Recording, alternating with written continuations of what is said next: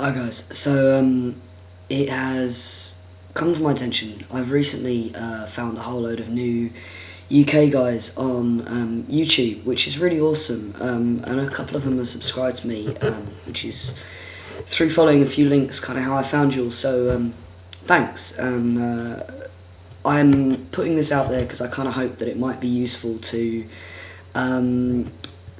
guys in the UK, a few of whom have sort of said that that they're waiting on Charing Cross appointments and have varying expectations of the length of time that will take. And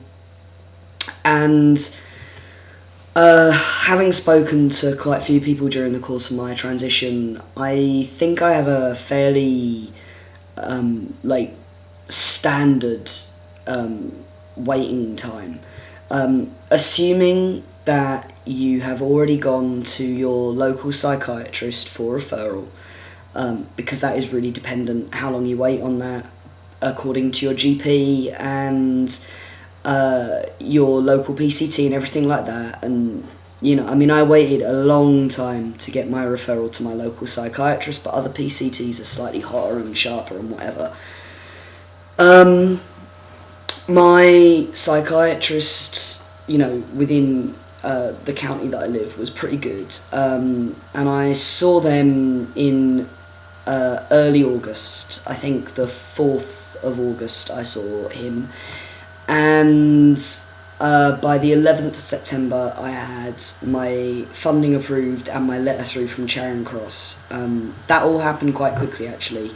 Once Charing Cross are involved, once you've had your funding approved, if you get your letters off quickly and stuff, they're actually fairly quick to issue an appointment. My appointment then came through for the 4th of February, first appointment. The material that they sent me said that obviously they had to take into consideration contingent health issues, and it's relying on blood work, and obviously relying on them kind of believing that you're trans.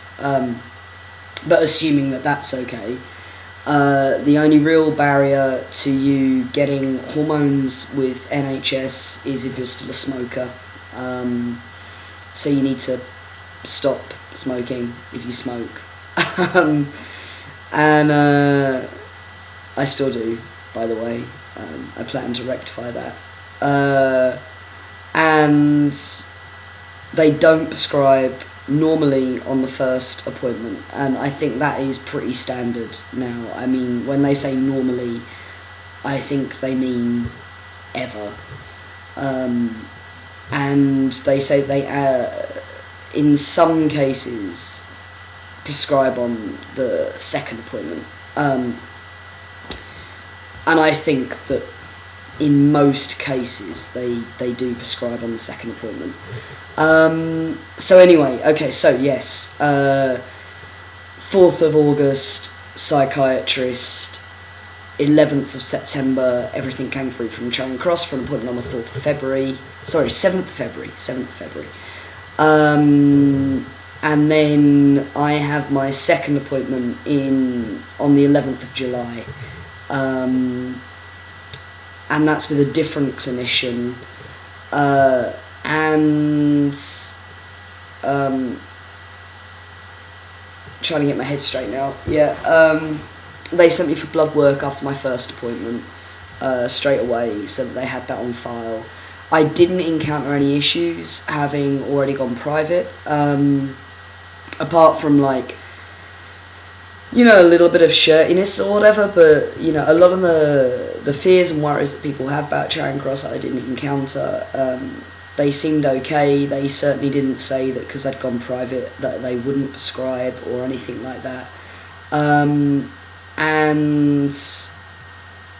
I obviously don't know what will happen on the 11th of July. It's a long time off.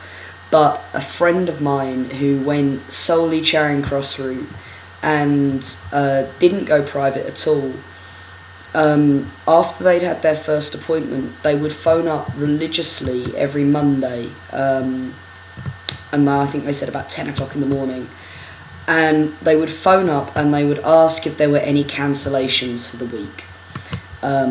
And if you live within, I don't know, an hour orbital radius of London, then this might be something worth considering, because he was able to cut the waiting time on his second appointment drastically by being polite, and always charming on the phone, but persistent in phoning up and asking for cancellations. I don't know how well that works for the first appointment because he didn't do it, but for the second appointment it worked quite well for him, and it cut the time that he had to wait for hormones by a couple of months, which obviously, you know, if you have the persistence and you're lucky enough to live geographically close enough, it's worth bearing in mind.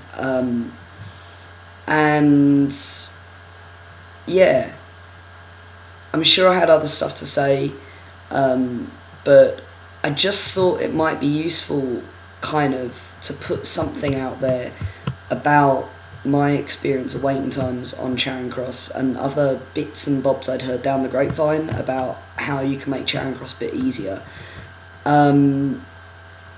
If you have questions, ask them. I might not be in a position to answer, but I might know somebody who could. I know a couple of people that have gone Charing Cross now, and it might just prompt my mind to something that I'd forgotten to mention. So I don't know if this is any use to anybody out there, but it might be. So, okay, that's all I had to say. Thanks very much for watching. See ya.